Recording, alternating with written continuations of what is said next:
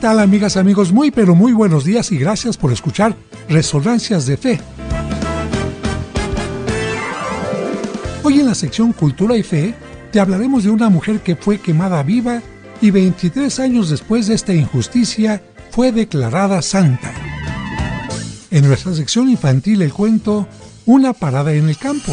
Tomás era un niño de ciudad y no había visto nunca las ovejas. Por eso cuando salieron de vacaciones y pasaron por el campo, le llamó la atención ver a un pastor con su rebaño. Lleno de alegría le pidió a su papá que detuviera un momento el auto. Esa narración nos permitirá comprender mejor el Evangelio de hoy. Jesús es el buen pastor. Y en el Santoral recordaremos las apariciones de la Virgen de Fátima. Todo esto aquí en Resonancias de Fe, con el Padre José de Jesús Aguilar Valdés, la voz amable de la radio.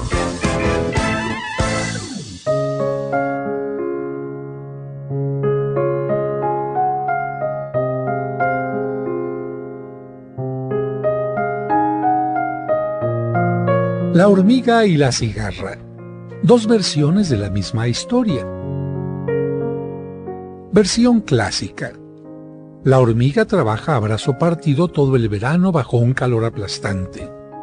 Construye su casa y se aprovisiona de víveres para el invierno.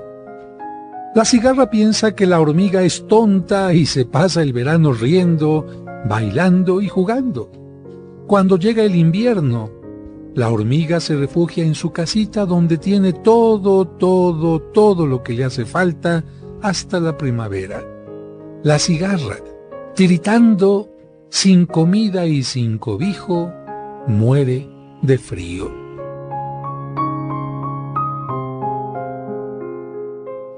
Versión mexicana. La hormiga trabaja a brazo partido todo el verano bajo un calor aplastante. Construye su casa y se aprovisiona de víveres para el invierno. La cigarra piensa que la hormiga es tonta y se pasa el verano riendo, bailando y jugando.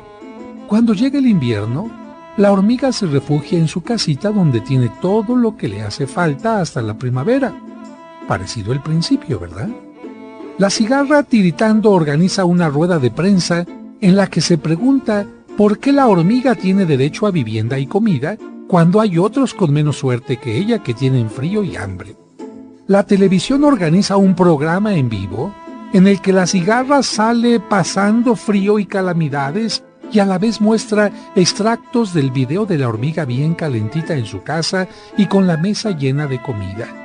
Todo mundo se sorprende de que en un país próspero como el suyo dejen sufrir a la pobre cigarra mientras hay otros que viven en la abundancia. Las asociaciones contra la pobreza, la APO, la Sección 22 y la Comisión de Derechos Humanos se manifiestan delante de la casa de la hormiga y la pintarrajean. Los periodistas organizan una serie de artículos en los que cuestionan cómo la hormiga se ha enriquecido a espaldas de la cigarra e instan al público a opinar en sus encuestas telefónicas y online a través de una mañosa pregunta donde tienen que escoger si son partidarios de la igualdad o de la discriminación. Respondiendo a las encuestas de opinión, el Congreso se pronuncia por una ley sobre la igualdad económica y una ley antidiscriminación. Los impuestos a la hormiga son elevados notoriamente y por si fuera poco, se le asigna una altísima multa porque no se hizo cargo de la cigarra en el invierno. La hormiga, decepcionada, empaca y termina por irse a otro país donde su esfuerzo sea reconocido y pueda disfrutar libremente de los frutos de su trabajo, donde no se le juzgue ni se le castigue cuando tenga éxito. La antigua casa de la hormiga se convierte en un albergue social para cigarras que esperan a que alguien llegue a donarles el alimento y los recursos para sobrevivir dignamente. Al gobierno se le reprocha no poner los medios necesarios. Los partidos proponen una comisión de investigación pluripartidista que costará 100 millones de pesos. Entre tanto, la cigarra muere de una sobredosis de holganza, comida y cerveza. Los medios de comunicación comentan el fracaso del gobierno para corregir las desigualdades sociales y la injusticia económica. La casa termina siendo ocupada por una banda de arañas inmigrantes. Cualquier semejanza con alguna realidad de nuestro país, desde luego, es la pura y real verdad. Comentario. Hasta que el sistema deje de cobijar a cigarras holgazanas y a mañosos manifestantes que solo se dedican a criticar a los que han logrado lo que ellos no, a hacer plantones, decir lo que otros deben hacer y hablar y hablar y hablar, pero no a trabajar, seguiremos siendo el país de nunca crecer y nunca progresar. La reflexión sobre esta situación no se dará, y en vez de tener más hormigas en el país, crecerá la plaga de cigarras que ya tenemos.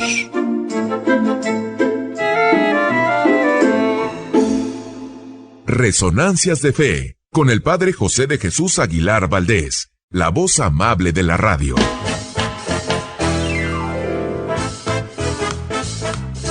Muchas gracias por escucharnos y por ser parte importante de este programa que hacemos para ti con mucho cariño. Y como cada domingo, le agradecemos a Dios por el don de la vida y le pedimos por ti y por cada uno de los tuyos, especialmente por los enfermitos o por quienes pasan por algún mal momento. Que Dios les llene de bendiciones. Y además de agradecer tu atención, quiero agradecer la presencia de mis colaboradores. En la producción, Sergio Enríquez Morín, y compartiendo micrófonos, nuestros invitados de hoy en las secciones del Santo Oral y Cultura y Fe, Raúl Mauricio Hernández y Salvador Romero.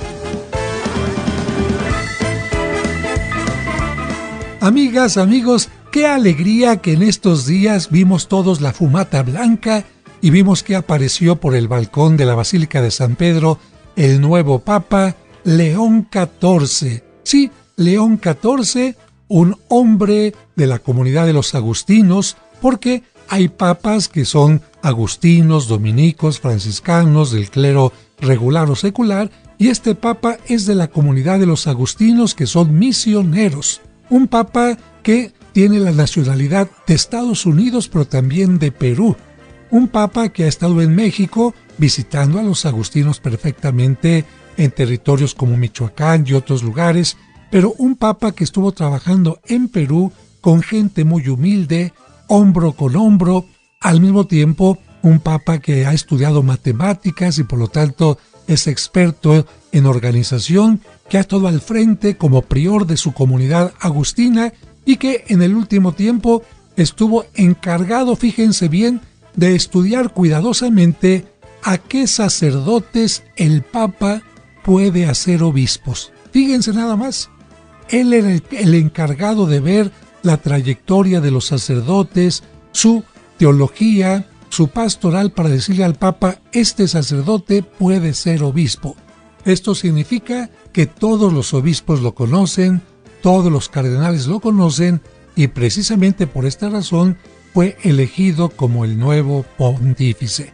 En algún video de mi canal de YouTube voy a hablar más de él, así que los invito a que sigan mi canal de YouTube, pero también ahora tengo que festejar a todas las mamás que el día de ayer estuvieron celebrando el Día de la Madre. Ya las felicité desde el domingo pasado, pero también el día de hoy porque celebramos el Domingo del Buen Pastor y ellas, las mamás, son como buenas pastoras con sus hijos que son su pequeño rebañito. Así que gracias por su testimonio, mamás, y sigámosla festejando a cada una de las mamás vivas y difuntas en este mes de mayo. Vamos a un breve corte y al regreso el cuento.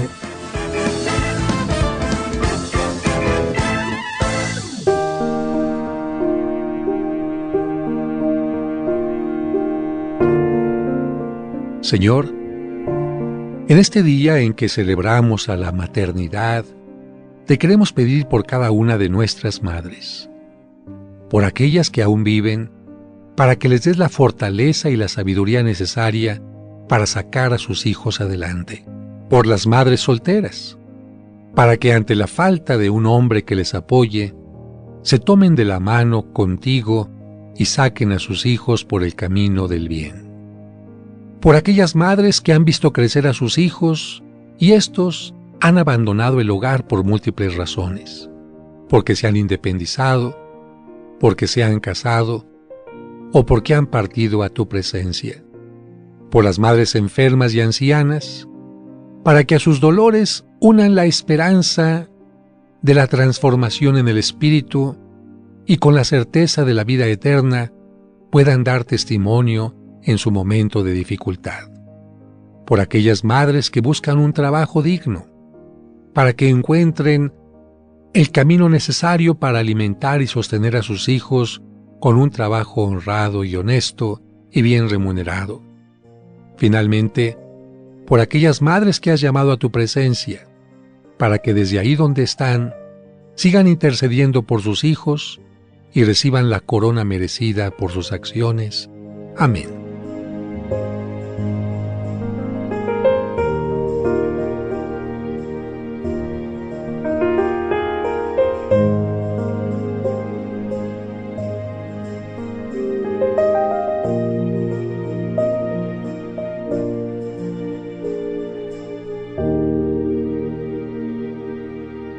Resonancias de Fe, con el Padre José de Jesús Aguilar Valdés, la voz amable de la radio.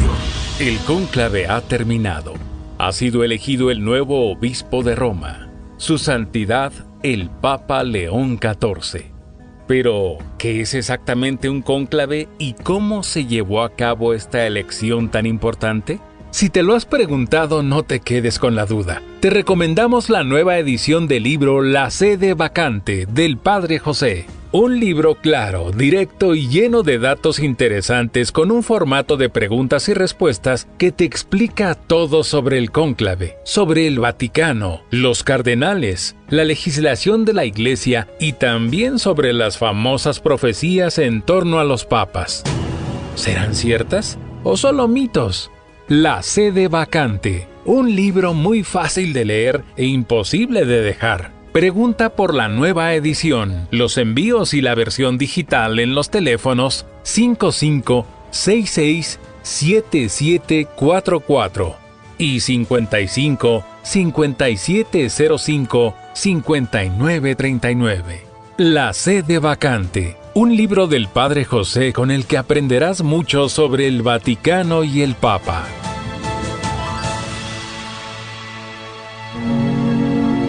Es momento de escuchar el cuento para entender el Evangelio, escrito por el Padre José.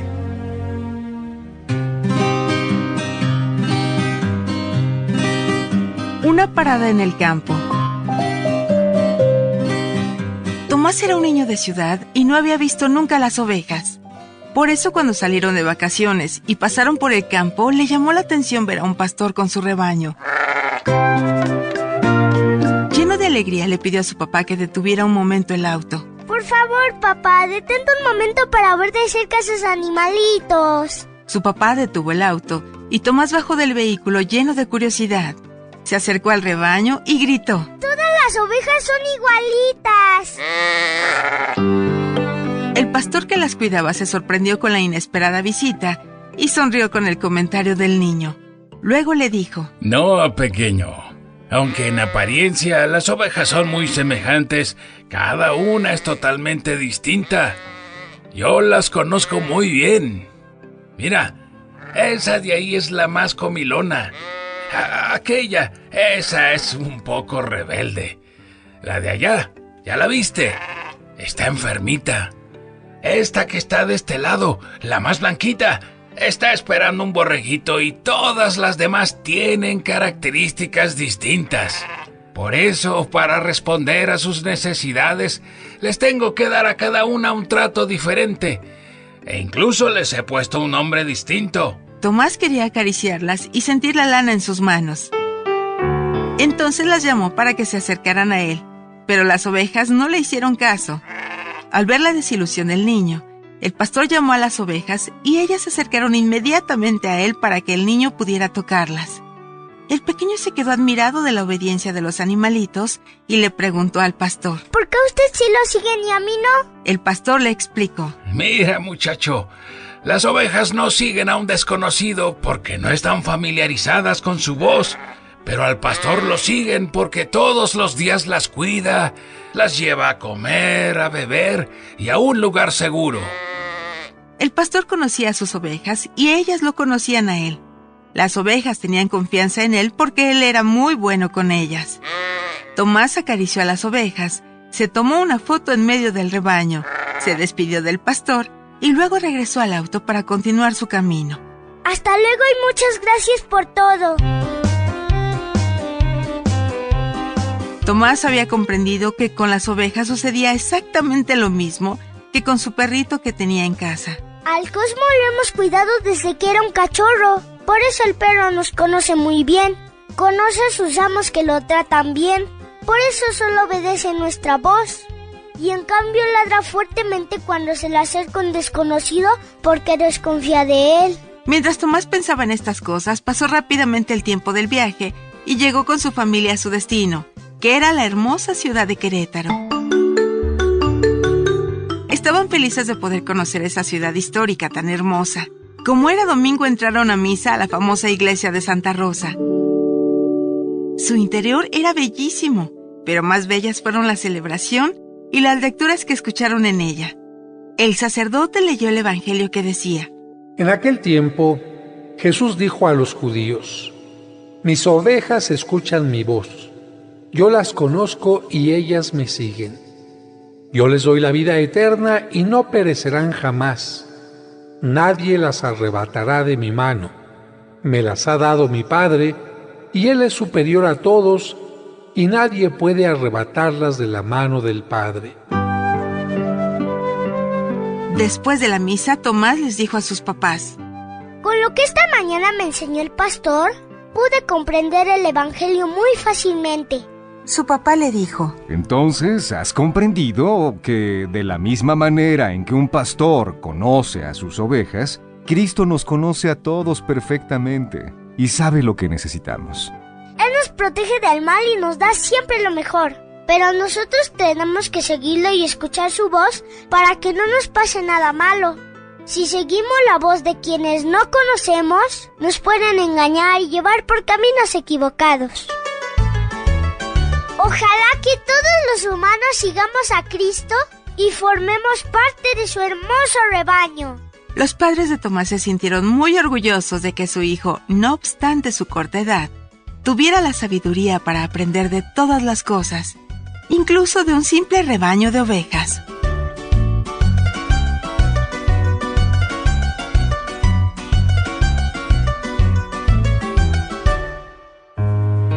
Este es un cuento escrito por el padre José de Jesús Aguilar Valdés y podrás encontrarlo en el libro Cuentos para entender el Evangelio. Escuchemos ahora en Resonancias el Evangelio de hoy. El Evangelio que se escucha hoy en todas las iglesias del mundo está tomado del capítulo 2 de San Mateo y dice así: En aquel tiempo, Jesús dijo a los judíos: Mis ovejas escuchan mi voz. Yo las conozco y ellas me siguen. Yo les doy la vida eterna y no perecerán jamás. Nadie las arrebatará de mi mano. Me las ha dado mi Padre, y Él es superior a todos, y nadie puede arrebatarlas de la mano del Padre. El Padre y yo somos uno.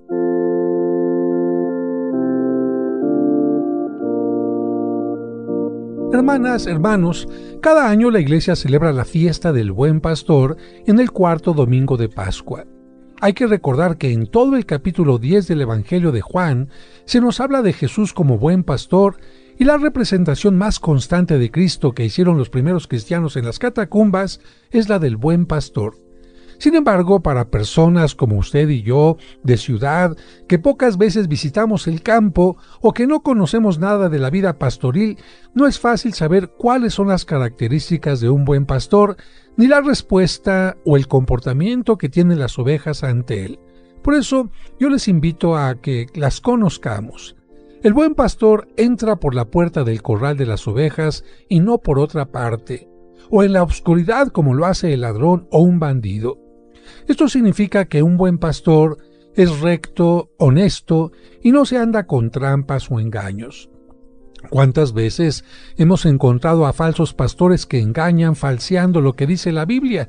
Como aquellos que dicen que solo se van a salvar 144,000 personas, o que dicen que la Virgen María no fue virgen para enseñar cosas contrarias a la Biblia. El buen pastor llama por su nombre a cada una de sus ovejas y las saca fuera del corral. Esto significa que un buen pastor convive con sus fieles, los conoce y sabe de sus problemas. Sacarlos del corral significa ayudarles a buscar buenos pastos, es decir, una vida mejor. El buen pastor se pone al frente de las ovejas y éstas lo siguen, pues conocen su voz. Las ovejas solo siguen la voz de quien conocen y les ha brindado confianza. Un buen pastor, por lo tanto, es digno de confianza. El buen pastor, dice el Evangelio, da la vida por sus ovejas. A ejemplo de Cristo, que fue capaz de entregarse en la cruz por sus fieles, hay muchos sacerdotes que diariamente entregan su vida en el servicio, sin importarles muchas veces su edad avanzada o su enfermedad. Sacerdotes que trabajan en lugares difíciles, en las ciudades o en zonas complicadas en las misiones. El buen pastor se preocupa por otras ovejas que no están en este rebaño y las atrae para formar un solo rebaño bajo la guía de un solo pastor. Esto significa que un buen pastor no se contenta con los fieles que ya acuden a su iglesia, sino que también se preocupa de los alejados o de los que por alguna razón dejaron de acudir. El buen pastor protege y abraza a sus ovejas y no permite que sean arrancadas de su mano. Esto significa que un buen pastor educa y ayuda a los fieles para que se mantengan en la iglesia fundada por Cristo y no cambien de religión, pero también se preocupa de que no sean arrancadas por los vicios o la delincuencia. Por eso las ovejas tienen los oídos bien abiertos para escuchar con atención la voz de su pastor. Son fieles a su pastor y no hacen caso a voces desconocidas. Conocen a su pastor y están unidas íntimamente a él. Siguen a su pastor con fe y confianza. La imagen del buen pastor y las ovejas puede quedarse en una simple imagen sentimental o incluso algo melosa. Por eso es importante reconocer los retos y compromisos que tienen tanto el pastor como las ovejas para mantener el rebaño unido y a salvo. Los ladrones y bandidos están a la espera del mejor momento para alargar la mano y robar, pero no hay que tener miedo. Jesús es el buen pastor, y si lo sigues como oveja amada por él, ya sabes qué hacer.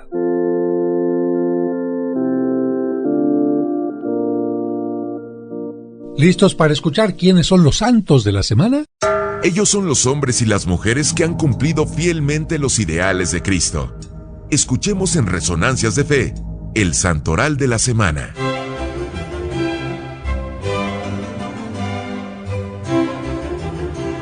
El 12 de mayo se celebra a 3 mártires del siglo I, Nereo, Aquileo y Pancracio. Sobre los dos primeros, el Papa San Dámaso escribió en el año 400 la siguiente inscripción en su tumba: Nereo y Aquileo pertenecían al ejército del emperador, pero se negaron a cumplir ciertas órdenes que a ellos les parecían crueles. Al convertirse al cristianismo, abandonaron toda violencia y prefirieron tener que abandonar el ejército antes que ser crueles con los demás. Proclamaron su amor a Cristo en esta tierra y ahora gozan de una amistad de Cristo en la eternidad. Un bajorrelieve que se encuentra en las catacumbas, es decir, en los cementerios que están bajo tierra, allá en Roma, representa a San Aquileo en el momento de ser golpeado por el verdugo, y este bajorrelieve se considera como la más antigua representación que se ha encontrado acerca del martirio de un cristiano. Sin duda, las piedras se convierten en testigos de lo que ha sucedido en la historia de la fe. El 12 de mayo también se celebra la fiesta de San Pancracio, un joven romano de solo 14 años que fue martirizado por declararse creyente y partidario de Jesucristo. El 13 de mayo se recuerdan las apariciones de la Virgen María en Fátima allá en 1917. Recordemos que Fátima es un pueblo de Portugal. Ahí la Virgen se apareció a 3 pastorcitos llamados Lucía, Francisco y Jacinta. La primera aparición fue el 13 de mayo, pero se siguió apareciendo cada mes hasta el mes de octubre. En total fueron 6 apariciones. En la última aparición del 13 de octubre había 70,000 curiosos. La Virgen les dijo esto a los niños: yo soy la Virgen del Rosario. Deseo que en este sitio me construyan un templo y que recen todos los días el Santo Rosario. Luego ocurrió un acontecimiento extraordinario. La Virgen señaló con sus manos hacia el sol y entonces los 70,000 espectadores presenciaron un milagro. Había llovido desde el amanecer y ya era para entonces mediodía. Entonces la lluvia cesó instantáneamente. Las nubes se alejaron, se empezaron a abrir y el sol apareció como un inmenso globo de plata, o algunos dicen que de nieve, que empezó a girar a gran velocidad, cada vez más, esparciendo hacia todas partes luces amarillas, rojas, verdes, azules y moradas, y coloreando de una manera hermosísima las lejanas nubes, los árboles, las rocas y los rostros de la muchedumbre que ahí estaba presente. De pronto el sol se detuvo y empezó a girar hacia la izquierda, despidiendo luces tan bellas que parecía una explosión de fuegos pirotécnicos. Pero luego la multitud vio algo que la llenó de terror y de espanto. Vieron que el sol se venía hacia abajo, sí, así como si fuera a caer encima de todos ellos y los fuera a quemar. Prácticamente los fuera a carbonizar. Si usted estuviera ahí, ¿qué hubiera hecho? Ante esto todos comenzaron a gritar asustados y empezaron a decir: ¡perdón, Señor, perdón! Este fenómeno natural se repitió 3 veces, luego el sol volvió a su sitio y los miles de peregrinos que momentos antes tenían sus ropas totalmente empapadas por la lluvia, quedaron con sus vestidos instantáneamente secos. Y aquel día se produjeron milagros, sanaciones y conversiones. El mensaje principal de Fátima fue rezar el rosario, hacer oración y sacrificios por la conversión de los pecadores y no ofender más a Dios, ya que está muy ofendido. El 14 de mayo se celebra San Matías Apóstol. Matías significa regalo de Dios y este es el apóstol número 13 porque el 14 es San Pablo. Matías, amigos, fue elegido apóstol por los otros 11 después de la muerte y ascensión de Jesús para reemplazar a Judas Iscariote que, como sabemos, se había ahorcado. La Biblia narra de la siguiente manera su elección. Los discípulos presentaron 2 candidatos, José, hijo de Sabás, y Matías.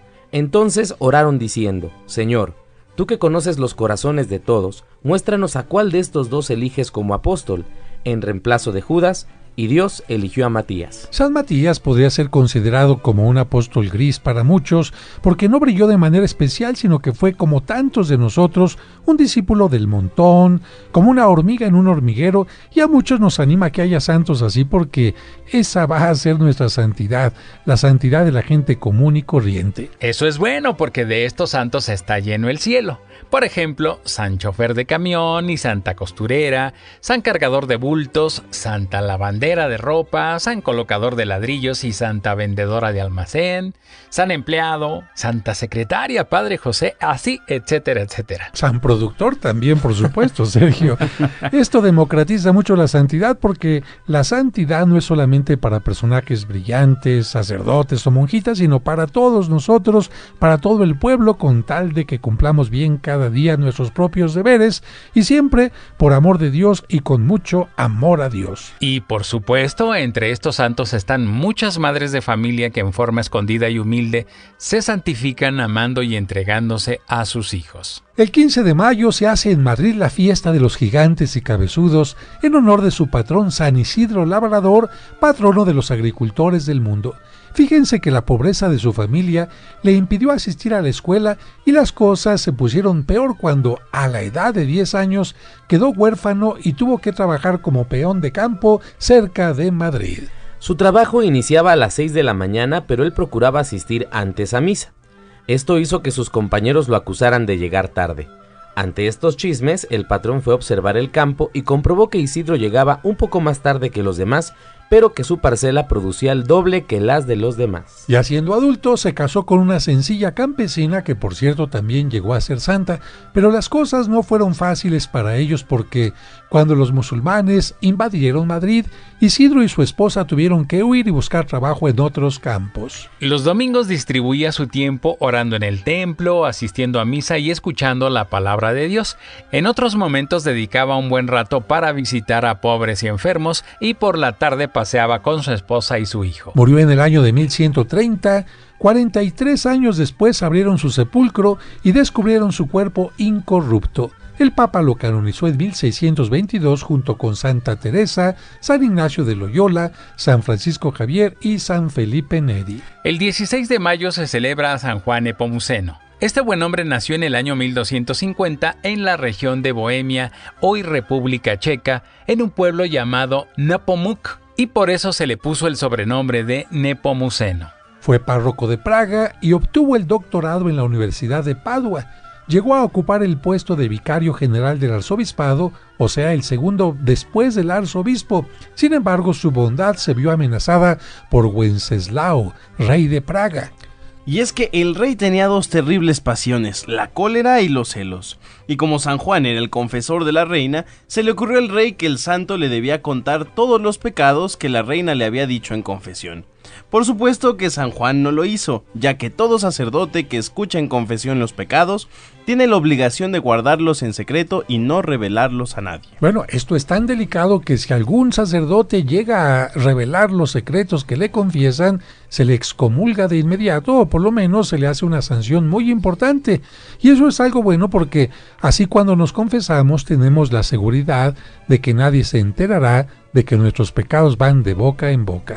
Pero al rey le molestó que Juan se negara a decirle los pecados de su esposa y lo mandó a asesinar. Ordenó que lo ataran y lo lanzaran al río Moldava en la oscuridad de la noche para que nadie descubriera su crimen. De esta manera el pobre de Juan murió ahogado, pero su cuerpo permaneció milagrosamente en el río sin moverse. Pasaba y pasaba el agua y el cuerpo permanecía en el mismo lugar y empezaron a aparecer unas luces que señalaban el lugar del cadáver. Esto hizo que el pueblo lo descubriera y también el crimen del rey. En 1725, una comisión de sacerdotes, médicos y especialistas examinaron la lengua del mártir que parecía incorrupta, pero seca y muy gris. Pero, ¿qué creen, amigos? De pronto, en presencia de todos, empezó a esponjarse esta lengua y apareció de color carne. Es decir, como si se tratara precisamente de la lengua de una persona viva. Después de su muerte, San Juan Nepomuceno fue considerado inmediatamente patrono de los confesores porque prefirió morir antes que revelar los secretos de la confesión. También ha sido considerado patrono de la buena fama porque prefirió el martirio a permitir que la buena fama de una penitente fuera destrozada. Y por cierto, también es patrono de la Catedral de México. El 17 de mayo se celebra al santo español Pascual Bailón. Le pusieron por nombre Pascual porque nació el día de la Pascua del año 1540. Tuvo una vida muy sencilla. Desde los 7 años hasta los 24 fue pastor de ovejas, después, durante 28 años, hermano religioso franciscano. Fíjense, amigos, que su más grande amor durante toda su vida fue la Sagrada Eucaristía. Tanto que cuando era niño, el mejor regalo que podía darle el dueño de la finca donde trabajaba como pastor era permitirle asistir algún día entre semana a la misa. En aquel tiempo se acostumbraba que cuando el sacerdote elevaba la hostia en la consagración, se diera un toque de campanas en el campanario, así como se hace ahora a la hora de la misa en la iglesia, pero esto era en el campanario. Cuando el pastorcito Pascual oía la campana, se arrodillaba en el campo mirando hacia el templo. Por cierto que en la Catedral de México se sigue dando este toque en las campanas del campanario cuando se eleva la Eucaristía en la misa del Señor Cardenal. Cuando tenía 24 años pidió ser admitido como hermano religioso entre los franciscanos, y sus oficios fueron siempre los más humildes: portero, cocinero, mandadero, barrendero. Por eso se le invoca para que ayude en los menesteres de la cocina. Pero su gran especialidad, sin duda, continuó siendo un gran amor inmenso a Jesús en la Eucaristía.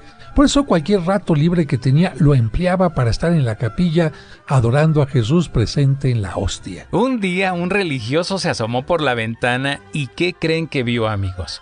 Vio a Pascual danzando ante un cuadro de la Virgen y diciéndole: Señora, no puedo ofrecerte grandes cualidades porque no las tengo, pero te ofrezco mi danza campesina en tu honor. Y ahí lo tenían baile y baile. De ahí fue donde precisamente le vino el sobrenombre de Bailón. Y por supuesto, si bailaba, sabemos que fue un santo muy alegre. Sí, no hay ninguna persona que baile que sea una persona triste. Cuando murió pasaron cosas extrañas en su tumba. Durante 200 años, muchísimas personas, al acercarse a ella, oían unos misteriosos golpecitos, y los milagros que Dios hizo a través de él después de su muerte fueron tantos que el Papa lo declaró santo en 1690 y lo nombró patrono de los congresos eucarísticos y de la adoración nocturna, pero no solamente por los milagros, sino por toda la vida ejemplar de este hombre. Este fue el Santoral de la Semana, aquí en Resonancias de Fe. Esta es nuestra sección, Cultura y Fe.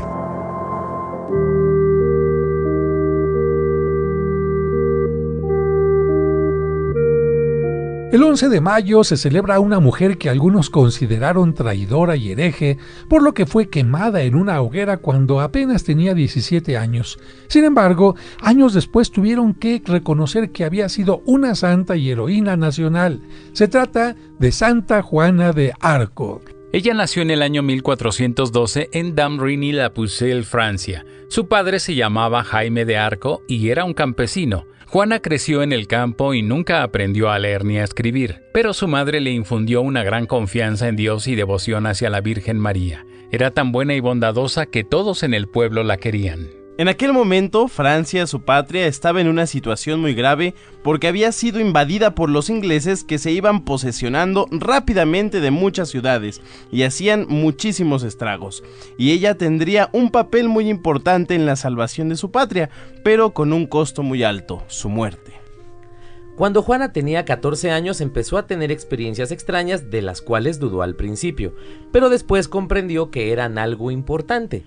Primero sentía que unas voces la llamaban, después empezó a ver resplandores y finalmente vio que el arcángel San Miguel, Santa Catalina y Santa Margarita le decían: tú debes salvar a la nación y al rey. Al principio, por miedo a lo que los demás pensaran, no contó a nadie nada, pero las voces fueron insistiéndole fuertemente en que ella, pobre niña campesina e ignorante, estaba destinada para salvar la nación y al rey. Fue entonces que decidió contar lo que le pasaba a sus familiares y vecinos. Por supuesto, amigos, que al inicio no le creyeron, pero después, ante la insistencia de las voces y los ruegos de la joven, un tío suyo la llevó al comandante del ejército de la ciudad vecina. Ahí ella le dijo que Dios la enviaba para llevar un mensaje al rey, pero claro, el militar pensó que estaba loca y la regresó a su casa. Y es que si se nos acerca una muchacha para decirnos que Dios le habló, amigos, lo primero que hacemos es dudar y hasta pensar que a lo mejor esta persona está mal de su cabeza. Sin embargo, unos meses después, Juana volvió a presentarse ante el comandante y este la recibió sin dudar porque la niña le había profetizado una derrota que se cumplió. Entonces fue así como la envió con una escolta para que la recibiera el rey. Pero no todo es fácil en la vida, amigos, porque todavía tenía que pasar una prueba. Y es que cuando el rey se enteró que quería hablar con él, le puso una trampa. Bueno, ¿y cuál fue esta trampa que le puso el rey? Pues que se disfrazó de simple aldeano, pero colocó a otro en el trono, y este otro estaba disfrazado como el monarca, y esperaba que la joven cayera en la trampa, pero amigos, no fue así. Y es que cuando Juana llegó al gran salón, en lugar de ir al trono donde estaba el supuesto rey, ella, guiada por las voces que le hablaban en su interior, se dirigió directamente al verdadero rey. Así pudo hablar con él y contarle secretos que el rey ni siquiera imaginaba, amigos. Esto hizo que el monarca cambiara totalmente de opinión acerca de la joven campesina. Para entonces, solo faltaba una ciudad importante por caer en manos de los ingleses. Era Orleans, y estaba sitiada por un fuerte ejército inglés. De hecho, el rey Carlos y sus militares ya creían perdida la guerra, pero Juana le pidió al monarca que le concediera el mando sobre las tropas.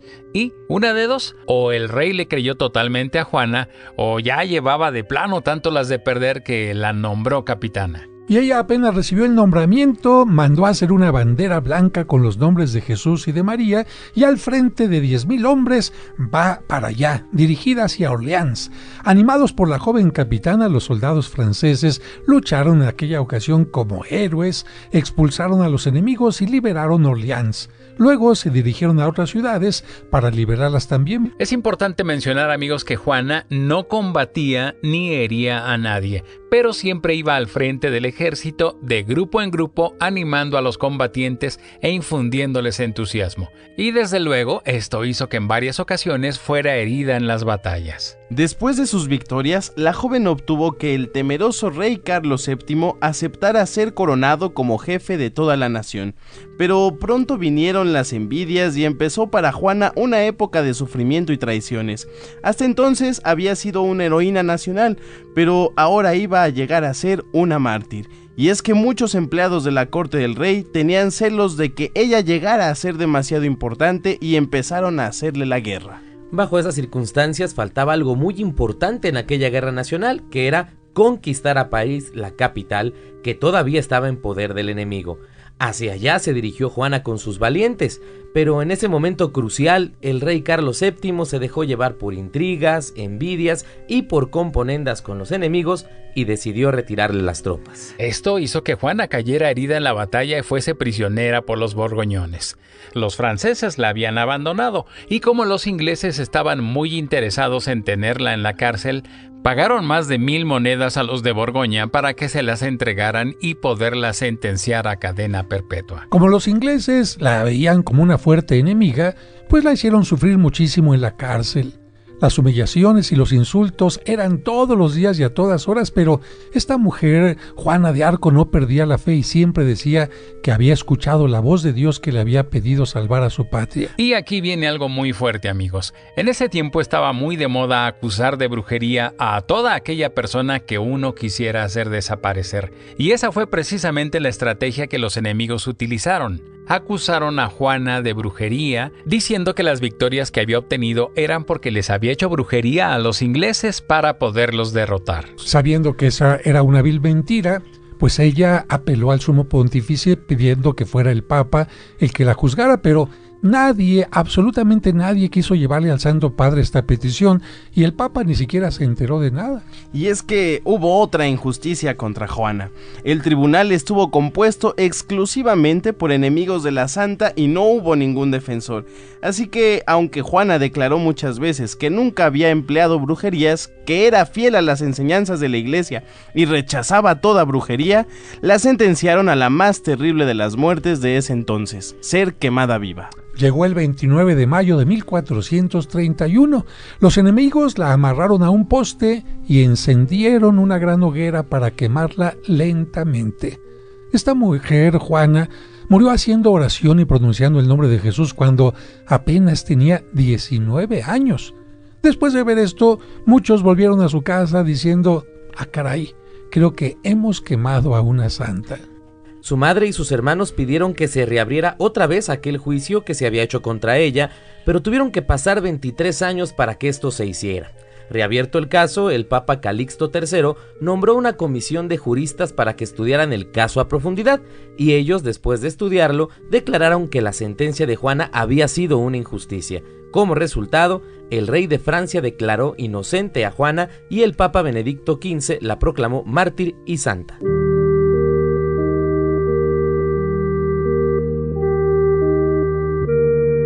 Resonancias de Fe, con el Padre José de Jesús Aguilar Valdés, la voz amable de la radio. Amigas, amigos, estamos llegando ya al final de este programa y nuevamente invitarlos a que recen el rosario en este mes de mayo. Estamos a unos cuantos días del Día de la Virgen de Fátima, 13 de mayo, tan importante en la historia de la Iglesia y en la historia de los papas. Recuerden que un 13 de mayo fue cuando le dispararon al Papa y él dijo: «Me salvó la Virgen». Y además el Papa León XIII invitaba a la gente a rezar el rosario para vencer al maligno, porque decía: cuando se reza el rosario, la familia, la persona y la Iglesia sale siempre adelante invicta del mal. Y bueno, no puede faltar un saludo, un abrazo, un beso a todos los enfermitos, a los que están cumpliendo un año más de vida y también a todas las personas que están en el mundo de la transportación, especialmente nuestras amigas y amigos de Estados Unidos que en este momento escuchan el programa en alguna carretera. Gracias, saludos especiales a Boston, en donde estuve recientemente invitado para dar algunas conferencias, porque recuerden que gracias a Dios en muchas partes de Estados Unidos me invitan a dar algún retiro o alguna conferencia, y he estado por lo tanto en Los Ángeles, en Miami, en Boston, en muchos lugares. Y por cierto, si alguna persona organiza un congreso para unas 300 personas, algo así, con mucho gusto me presento en su ciudad, incluyendo Estados Unidos. Basta que escriban un correo a padrejosedejesus@hotmail.com, padrejosedejesus@hotmail.com, y nos ponemos de acuerdo en las fechas, en los viajes, ¿verdad? Si hay que irse por avión, en la estadía allá, bueno, en estas cositas, y yo con mucho gusto me traslado siempre y cuando tenga espacio en mi agenda para poder estar con ustedes. Queridas amigas de Estados Unidos, amigos de Estados Unidos, que Dios les bendiga, y aquí en México también, que Dios nos bendiga a todos, que pasen un maravilloso domingo. Gloria, gloria, gloria, a Dios en el cielo, y en la tierra paz, a los hombres que ama el Señor. Gloria, gloria, gloria, a Dios en el cielo, y en la tierra paz, a los hombres que ama el Señor.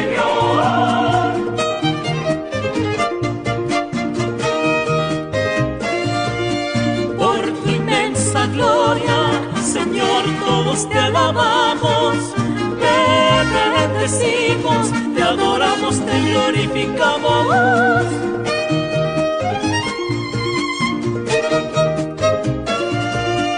Te damos gracias. Ahora, Señor, tu fe se ha reforzado y tendrás la seguridad y confianza para seguir adelante en la vida. Pero no olvides que la próxima semana te esperamos en este espacio de reflexión para que aprendas más junto con el Padre José de Jesús en Resonancias de Fe.